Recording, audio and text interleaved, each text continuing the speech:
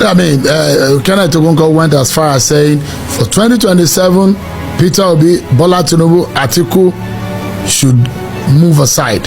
Let me put it this way. Peter Obi did not lose the last election. Peter Obi won the last election. INEC and the judiciary performed their magic.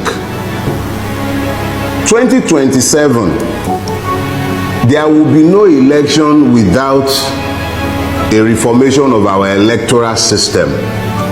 If the electoral system is not reformed to ensure that beavers and electronic transmission from the polling unit becomes compulsory, I would not even bother to participate in that election, because you can be sure that Tinubu was not in power that ran and snatched and grabbed it. Already has the 2027 election results written. A Tinubu that will be busy appointing weakest man as electoral commissioner, the most violent election rigger in Nigeria today. I'm bringing this information for you. For those of you who always shout, Nigeria will be better by 2027. Nigeria will be better by the time Nigeria have another election. They will elect the person they want. Yes, for those of you, you need to watch this video. You really need to watch this video. I'm not going to say anything. I'm just going to allow you to hear the words, word to word from the horse's mouth. Because una no know wetin dey happen for Nigeria. Una no get a single idea of what is happening in this nation. Let me allow you to watch it. Because you can be sure that Tinubu was not in power that ran and snatched and grabbed it. Already has the 2027 election results written. A Tinubu that will be busy appointing weakest man as electoral commissioner, the most violent election rigger in Nigeria today, openly is Wike. That is the person whose proxy was being appointed as that's a weighty allegation. Electoral commissioner. That's a weighty allegation. I said it because he's on video. Now what I beg, she will stop being politically correct.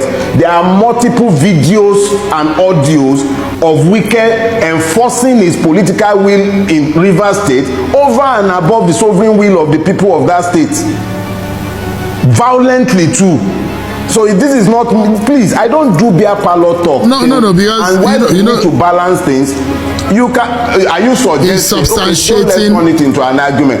I am saying here, my name remains Dele Farotimi, and I am saying that there are more than enough material online showing Wike violently suppressing the right of the people of Rivers State to elect their chosen representatives.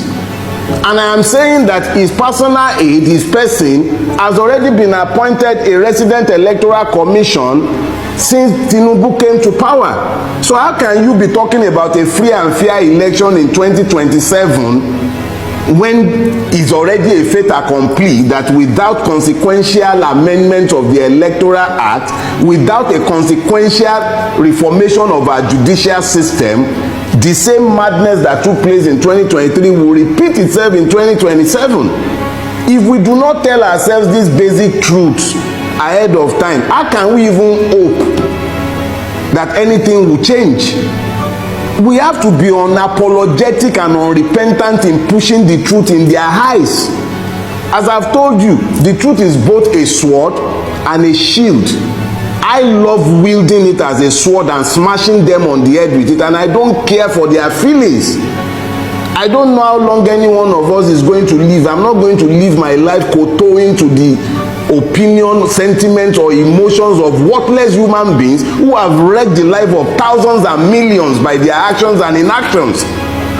So we cannot be talking about an election in 2027 in the presence of the multiple madnesses that have remained with us, in the presence of a situation where a corrupt INEC chairman will open his mouth and blithely declare on national TV, go to court.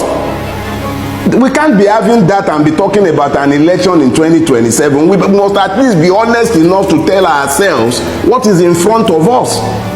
If there is going to be an election worthy of his name, I will be out there supporting Peter Obi. If there will be an election, and if we still even have a country, the way Bulaba is going with Nigeria, what do we know that will be left of this country by 2027? What will be left of this country? Anemia is being killed in his own domain after ransom war, and we are talking about 2027. an Oba was killed, 2 Obas for instance were killed in Ekiti for the other time, and we are still talking about 2027. You practically don't have a functional state again. Somebody is single-handedly, without recourse to any due process, the due process law be damned, the PPP law be damned, single-handedly without public tender of any sort, be awarding a road at 4 billion naira per kilometer, and you are still talking about a country. Why are we lying to ourselves? We must, even if they will not agree, we must be unapologetic in telling these truths. Whether we would have a country in 2027 is up in the air. Hunger has become a real issue. So, I mean, the government of the day will say, Mr. Farotimi, that they are making... Which government? The government that cannot even ensure that we have fuel. Which government? Do you have government?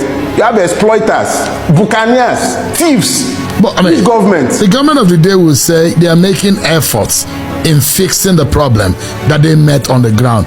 It's still early in the day. It's just about a year. I'm Chinese too. I'm Chinese and I'm 6'7". Do you believe me?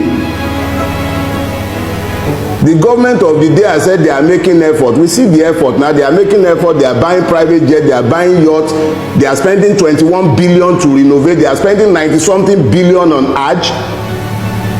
Is that the, and then they are falsely and fraudulently implementing Orosanye report. They are busy privatizing NNPC. We are busy refining in Malta and everywhere. We see the effort they are making. So you have seen it. For those of you hoping that Nigeria will be better by 2027, it's just unfortunate. It's just unfortunate. Anyways, drop your comment on the comment section and don't forget to subscribe to this channel, right? Thank you and God bless you.